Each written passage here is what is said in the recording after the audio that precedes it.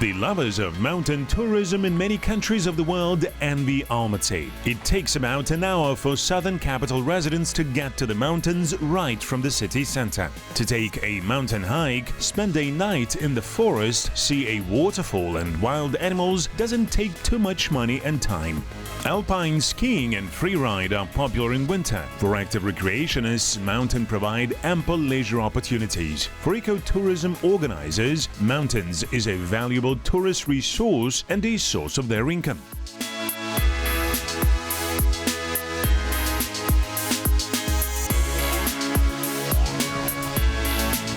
Asel Gubaidulina organizes Eco Tours. The easiest excursion takes one day.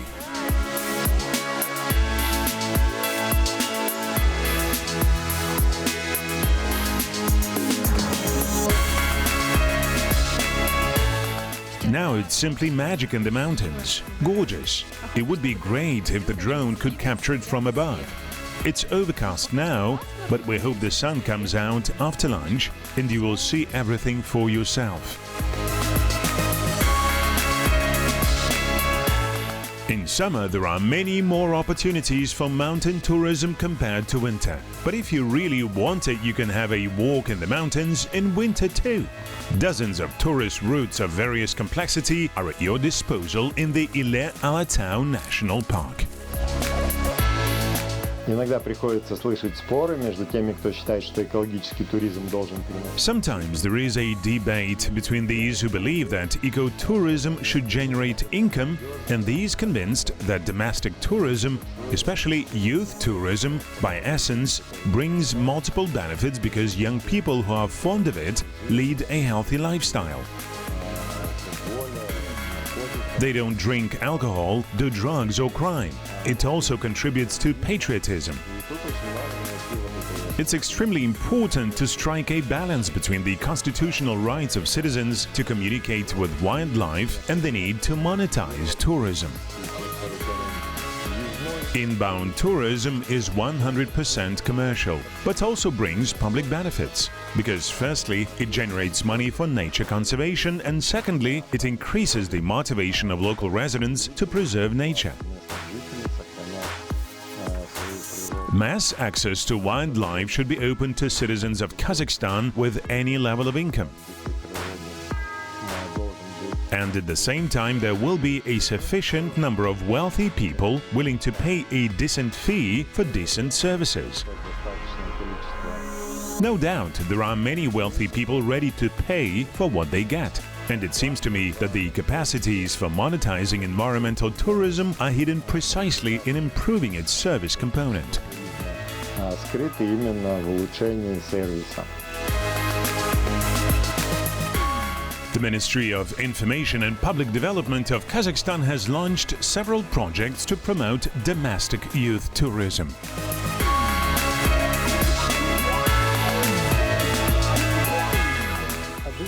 I get truly relaxed precisely in the mountains.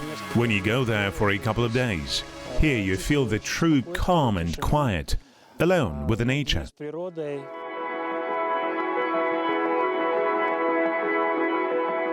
Many tourists appreciate the primacy of nature and the possibility of privacy in trips to nature. But the more people go to the mountains, the less wild and deserted they become. To preserve natural beauty, we need to observe recreation standards, and some protected areas should be completely free of human interference.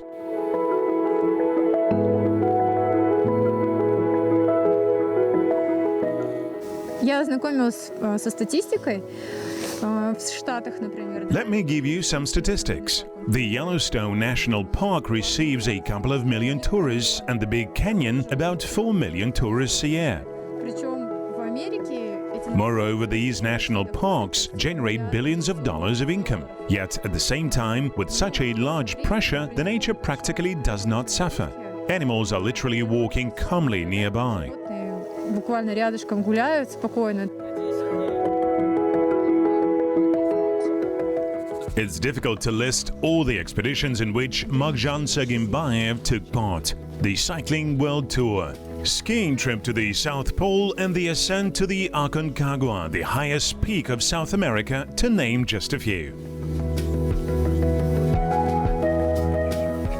У нас в национальных парках как происходит? У нас есть 15%, допустим, национальных. In national parks, they allocate approximately 15% of the park's area as a recreational zone, where you can engage in tourism and build certain infrastructure. The rest is left for wild animals. Entrance fees are not very high, about $40 to $50, but the service you get for it is quite decent. An overnight stay, for example, will cost you about $150. A meal in a cafe, another $50. Renting a horse, a little more expensive. This is what the people who work there and the parks themselves get their income from. И нацпарки, они зарабатывают. Vladimir Nikolaevich Volkolov, director of the only tourism research institute in the post-Soviet space, Turan, has been studying the impact of tourism on our lives for many years. Наша позиция, например, в этом плане. Our position is this. It is necessary to create conditions for tourists to travel in the natural environment with minimal interference in the landscape. In many countries of the world, despite population growth, the area of specially protected areas where any economic activity other than tourism is prohibited is growing also. Untouched territories with rich animal world are becoming of special value. Я считаю, что мы можем зарабатывать очень большие деньги. I believe that we can earn a lot of money even without some kind of capital construction, which causes great damage to the nature. The ideal of ecotourism is a land use model allowing the locals to earn good money without harming nature.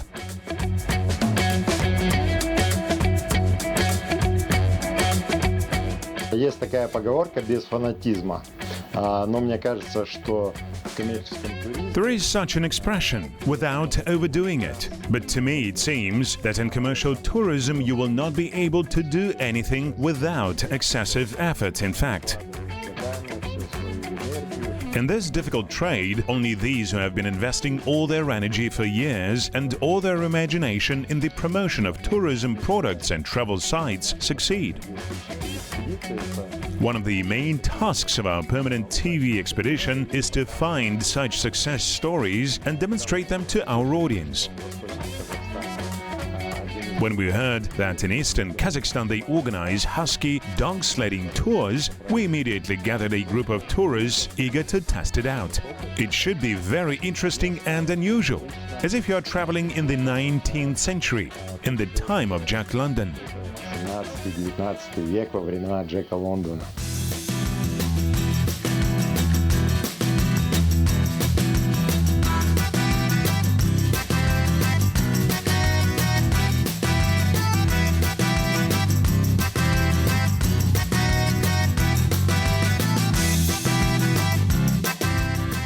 The western Altai belongs to the geographical province of Southern Siberia. The slopes of the Ivanov, Tigerek and Kolzun ridges are covered with real Siberian dark coniferous taiga.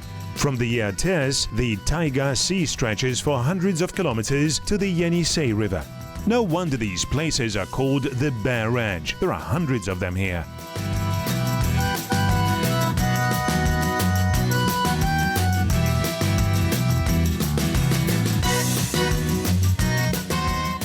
In spring, when the passes open up, morals, moose and roe deer migrate from the Altai mountains to Eastern Kazakhstan region. They are followed by predators, bears, wolves and lynxes. In autumn, some of them remain on the Kazakhstan side and spend winter here, and some migrate back. Last year, our expedition had installed the photo traps along the trails, and we got some really great shots.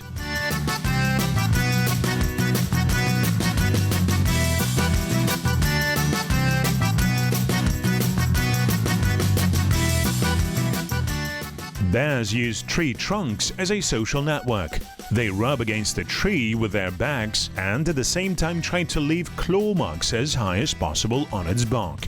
Tagging the territory in such a way allows predators to determine the boundaries of their hunting sites and avoid unnecessary conflict. The higher the bear can reach, the higher is its social status.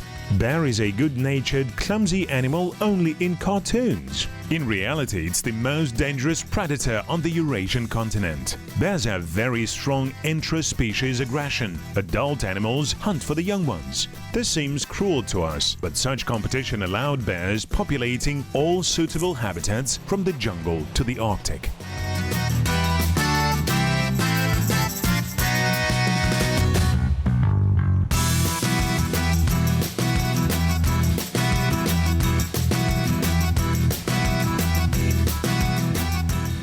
By car it takes about an hour and a half to get from the district center of Rida to the Black Uba settlement.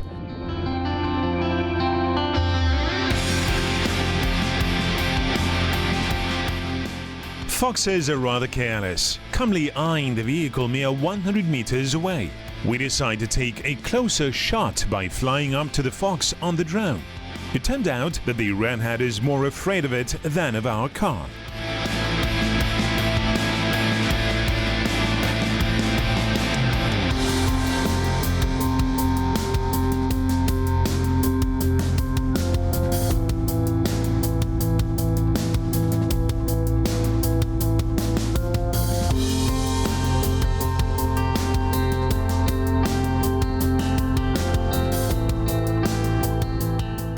The road stretches along the river. The ice on the river is quite thick, but in several places in the chutes we see ice holes. The snow around them is densely trampled down. These are otters.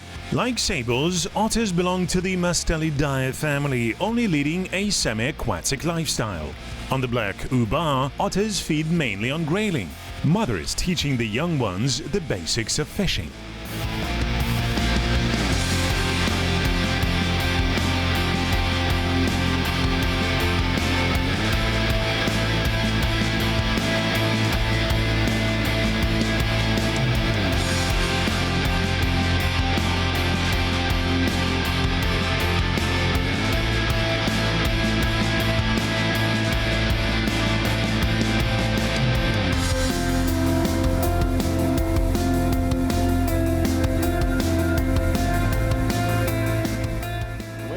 We had crossed 2 rivers, made our way through snowdrifts and finally arrived in the Black Uba Eco Village. Initially in these places they used the term poselia or village for peasant farms or apiaries built on the outskirts in the middle of the taiga. After ecotourism came to these wild dens, they started using the same term for guest houses in the forest or small tourist bases.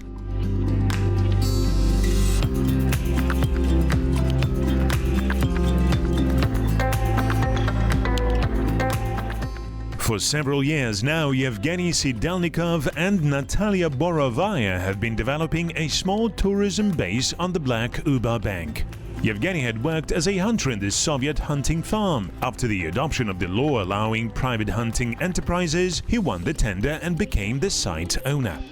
Now, together with his wife, they are combining tourism business with commercial sable hunting.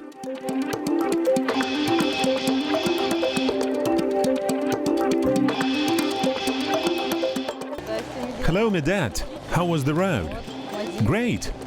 Thank you for asking. It was good. This is your first time here, right? Yes, it is. Medet Jakeyev is a tour operator from Almaty. He came here to investigate a potential ecotourism program along the Black Uba River.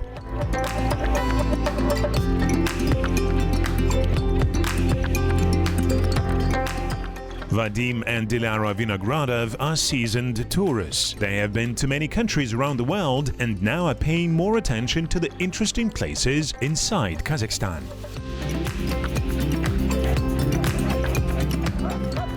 Dmitry and Christina Sumin breed husky dogs and organize dog-sledding tours. The success of the journey we had conceived depends entirely on them. They will teach us the basics of dog sledding.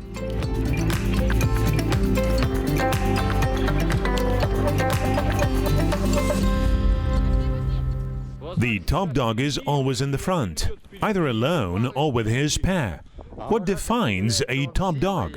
willpower or brain? Intelligence for sure. All the participants of the upcoming expedition need to get to know each other, become friends and a real team. What do you think about the taiga? Impressive, isn't it? Incredible and beautiful. Is it cold for you? You bet. Of course. This is nothing. We had -40 this winter. It has just started mellowing down not so long ago. While driving, even though we haven't reached the real taiga yet, we have already seen a lot of animals. Traces of an alpine hare, an otter crossing the river. Indeed, a sable has been circling around the house recently. Do you want to see and catch it? Highly unlikely. But if you're lucky, you will see it. But honestly, I came here for a reason, not just to admire the beauties of nature. I have been to many hunting farms because this is my hobby. This is the first time for me in a commercial hunting farm. I came here to immerse myself in the local atmosphere and gain experience. I don't want to become a commercial hunter, but I'm really interested in the process. Well, I came to see if we could bring tourists here. Let me show you our campsite. You must be freezing and hungry to death after the journey.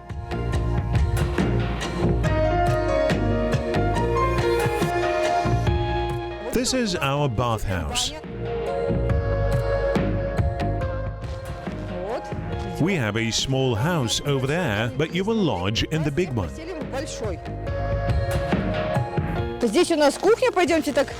This is our kitchen. Your dinner will be ready in 10 minutes.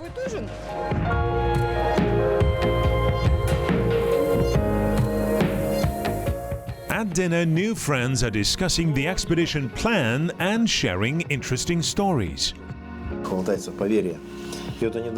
The Altai people have a superstition. If they kill a bear, they carry its skull far into the loose rock area and say, "I didn't kill you. It was the hunter that left over the pass." Bear is sacred and unpredictable. It's not about bear being the master here. He's just unpredictable, huge, and very dangerous. I also have a bear story. 2 years ago, we went for blueberries in the woods with our kids. One son was 4 years old and the second was 9. So we are quietly sitting there and picking berries. Then suddenly I feel these chills rising up my spine. It was probably some kind of instinct, internal sense. I lift my head and I see a bear coming out of the woods, not more than 10 meters away from us. Huge and buff. At first, I didn't know what to do, to be honest. The bear keeps moving and I grab the children and start slowly moving away, step by step. And it just walked past by us. It saw us, but apparently we did not pose any threat and it didn't bother too much. It just walked on and disappeared in the woods. Was it beneath the Ivanov Peak? It's quite crowded there. Here it's endless taiga down to Tuva. There are a few settlements close to the peak, which is very rare. There the bear got used to the human smell, so it didn't pay special attention to it because it was one of the ordinary smells. It's not afraid of anything. Car horn, engine roar, nothing. Because he is the master. It was just standing and staring at me. I even tried pulling back, but it turned around and calmly continued walking along the road in front of my car.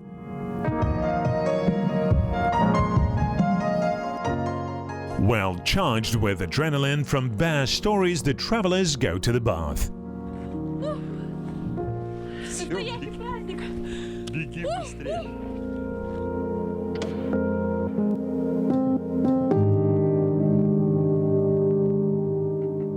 In the morning, the frost gets stronger. Thermometers show -33 degrees. When the sun appears from behind the ridge, it immediately warms up to -18.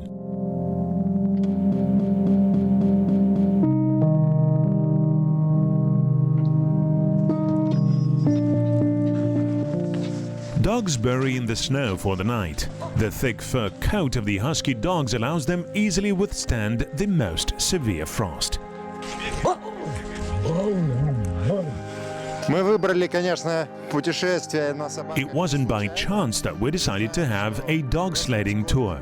We know that Robert Scott hoped for equipment, built some air sled and died. Amundsen chose dogs and survived.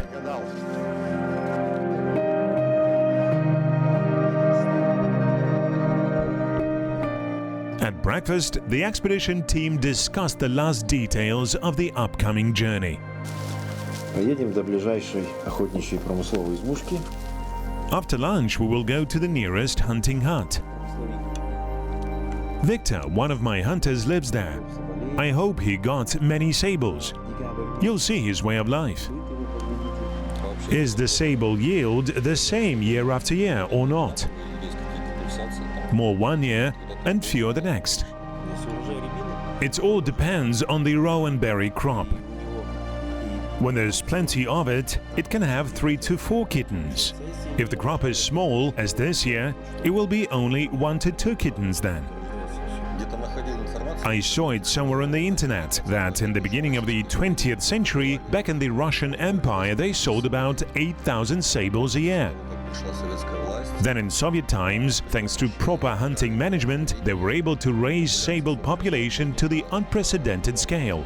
In the 80s, they hunted 200,000 annually, if I'm not mistaken. And now, according to statistics, they are tendering out even more, about 700,000. Has the population grown so much in reality, or it's just an accounting error? Our Leninogorsk hunting office sold over 400 sables per year. Год 400 соболей. In the Middle Ages, in many countries, the fur trade served the same economic driver as the hydrocarbons today. The development of Siberia and North America was primarily associated with fur procurement, whereas they exported beaver fells from America to Europe. From Siberia, it was sable. China was one of the key consumers of sable pelts. The northern branches of the Great Silk Road reached Tobolsk. Merchants used several fur trade routes, eastern to Beijing and western to Persia and further to Europe. Even in the 30s of the 20th century, peltry ranked third in the Soviet exports. Only at the turn of the second millennium, the fur prices plummeted. On the one hand, it was due to rapid development of cell animal husbandry. On the other hand, the fur market faced the pressure of conservation movements.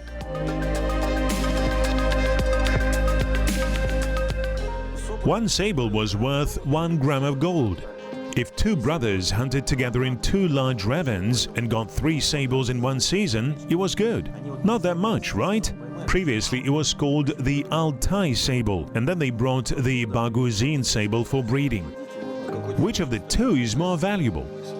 I don't know the prices at the time, it was all in Tsar rubles.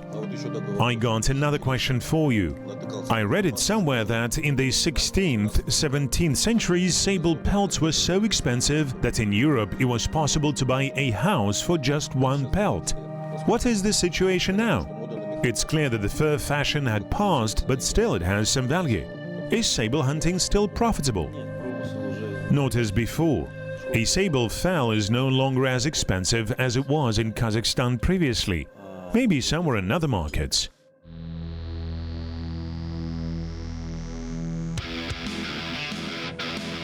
The sun rose above the horizon and it immediately became warmer. It's time to harness the dogs.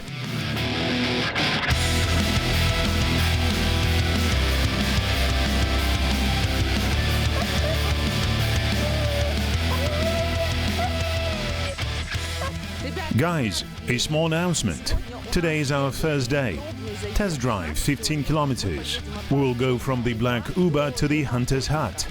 We will go along the river. Please be careful. The ice is solid, so don't be afraid. Drive with confidence. If you see an ice hole, drive around it and watch out. This is Bonnie, the oldest dog in the pack. She's our female leader, the mother of our top dog. Males will take stronger dogs. Take that black one over there. Give me the leash. Try not to let the male dogs too close to each other. In a dog pack, there is a rigid social hierarchy. Top dogs have to be on alert all the time, use every opportunity to prove their dominant position. Because sooner or later the moment will inevitably come when the old leader will be challenged by a younger and stronger male.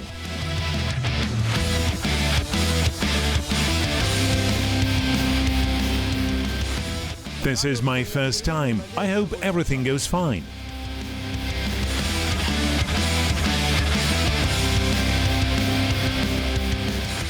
I was entrusted the largest and the most experienced black male. His name is Rich. They said he's not easy and that it's very difficult to manage him.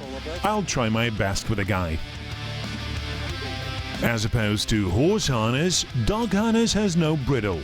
You only have your voice to command the dogs. To ensure this, you need to make the dogs obey you.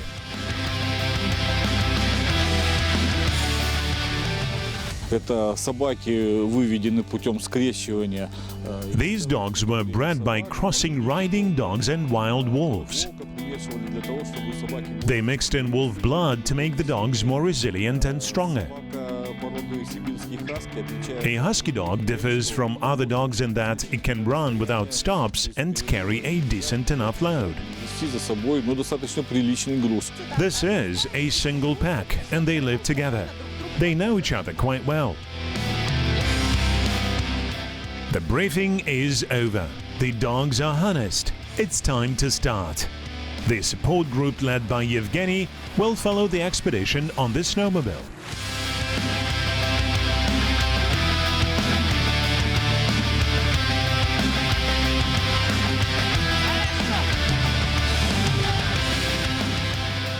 There should be distance between the relays. Dogs always compete with each other. The rear relay is always trying to catch up with the front one. If the dogs excited with the run entangle their harnessing, they can start fighting among themselves. A team of 4 husky dogs can drag sledges of up to 100 kilograms for a distance of about 15 kilometers. In the homeland of riding dogs, in the Arctic tundra zone, snow is always covered with a solid crust. In deep snow, the dog's sledge will sink, but it easily slides over the frozen snow crust. Thus, our route goes along the river with a good over-snow trail. It looks like the off-road capacity of the snowmobile exceeds this of the husky dogs, but they are so charming and are dealing quite well with their main task of entertaining the tourists.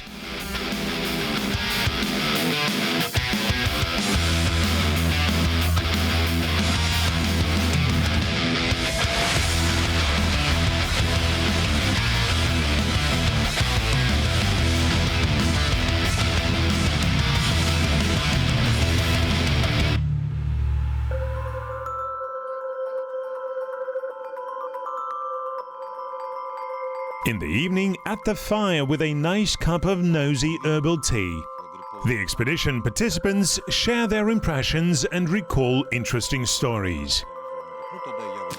Значит, там что-то пытаюсь где-то в углу хоря снять, но они не I'm trying to gather wood grouse, but in vain. получается.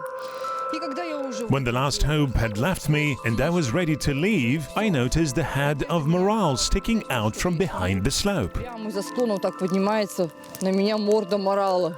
Шли по лесу с товарищем. My friend and I were walking through the woods and decided to stop and set up the camp.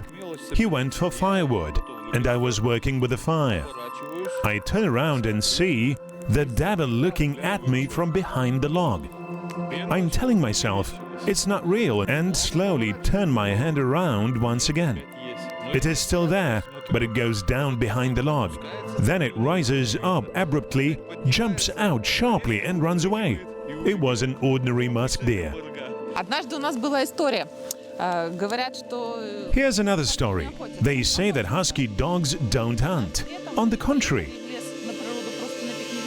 one summer we went to a picnic with the children and one of our dogs ran away.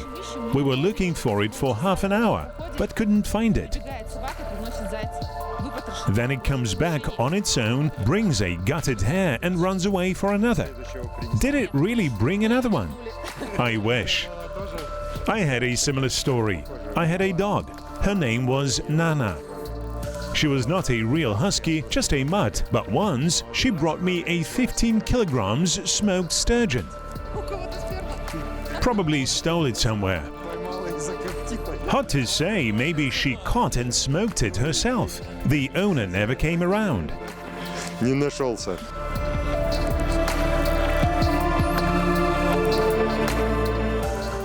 The next day the weather gets worse. It is snowing, but the temperature goes up to -5. It always gets warmer when it snows. Once along the Black Uba there were plenty of old believer apiaries and settlements. In the middle of the 17th century, part of the peasantry rejected the church reform of Patriarch Nikon and fled from religious persecution into the taiga.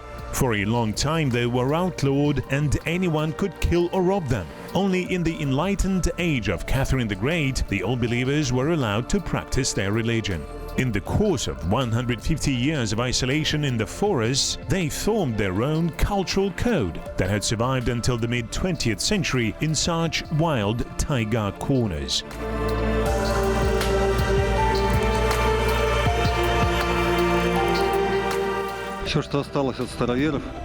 All that's left of the old believers. Let's go see. Although the snow is up to knee or even waist. We'll give it a try anyway.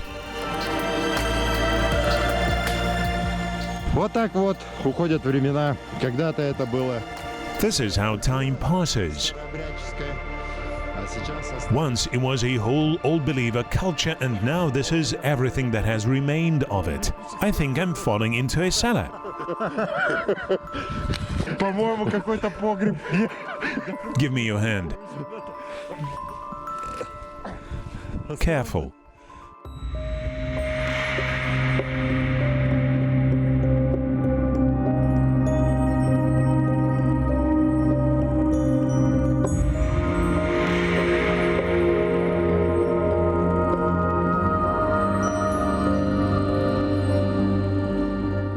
At last we have reached the hunter's hut. We had to walk the last section of the way. Viktor Popikov has been doing commercial hunting in the taiga for many years, and although now this trade doesn't bring good profit, he's not going to change his career. The taiga is in his blood.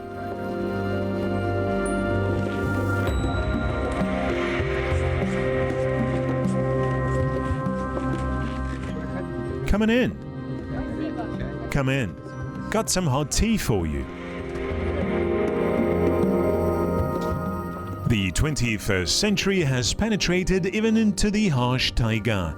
The satellite dish will allow Victor to see himself in our TV program.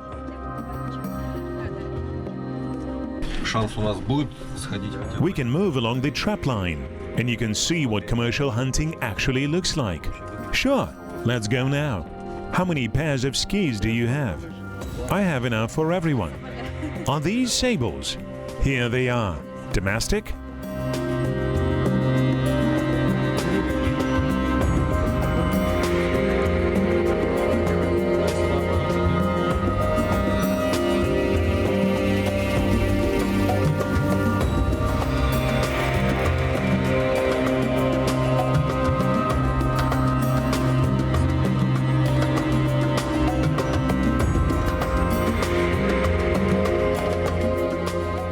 Christina and Dmitry and their charming huskies are returning back to the base camp. And our tour group will go on a skiing trip with a hunter. And then a harsh snowmobile journey awaits us. I see some handmade and factory-made skis here. What's better? Handmade ones. This will be my dedication to commercial hunters. If we catch a sable today, then we'll assume their dreams do come true. Each hunter has several wintering huts. The day route between the huts is called trapline. Every 200-300 meters along the trail, the hunter sets up a trap. During the light part of the day, a hunter on average skis about 10 to 15 kilometers. Vitya, give us the instructions if we suddenly bump into a ranging bear. What should we do? Turn around and run for your life. If you know how to ski on mountain skis, then you'll get the hang of riding hunting skis quickly. although there are some tricks. Let's go for another 3 kilometers and then stop for a hot cup of tea. Victor is over 60, but he's in excellent physical shape. He'll beat any younger person in skiing.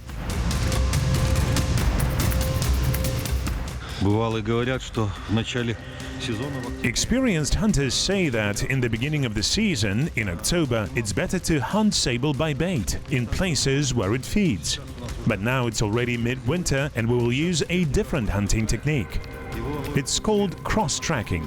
That is, finding the trails where it crosses from one path to another. We are approaching exactly such a place.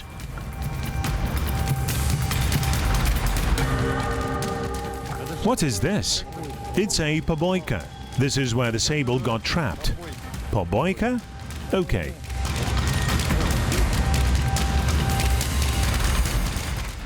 Where was the trap installed? Here. Here is a fresh sable track, which we cut across. Victor put a trap here the day before yesterday, and the sable passing here the second time got into the trap. Can you still get it by bait? You can, but this year it's not so good. Too many mice in the woods, little snow and too many mice. Do they eat the bait? No, the sable has plenty of food. Oh, I see. It has enough mice and doesn't care for the bait. We got a really good impression of sable hunting, and it's time for us to return to the wintering hut. Next on the itinerary, some rigid snowmobile off-road.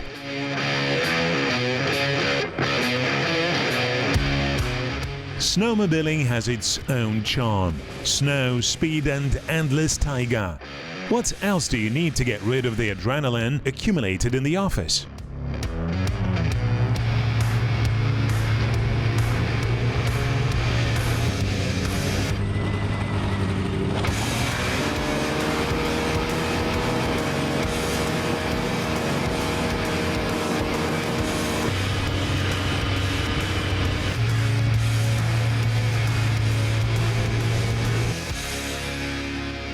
One and a half hours and we are back in the base camp.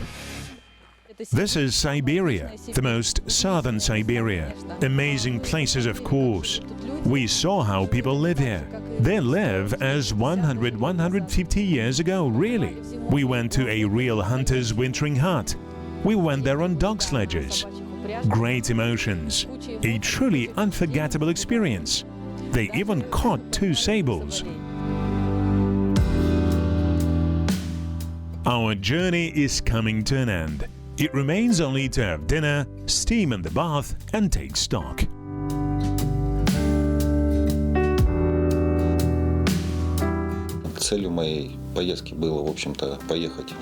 I came here for touristic romance, for fog and for the smell of the taiga.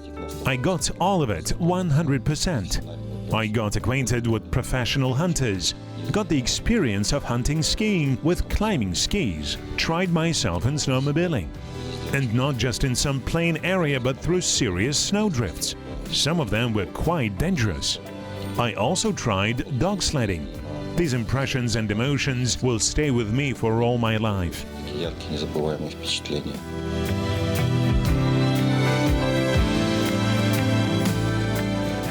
We are saying goodbye to the snow-covered western Altai, to the Black Uba, the beauty of the taiga, and to our new friends who dedicated their lives to promoting environmental tourism. The bear stories that we heard in the course of the expedition impressed us so much that we decided to come back here and try to meet the taiga master in person and make a whole program about him, if we're lucky. See you soon.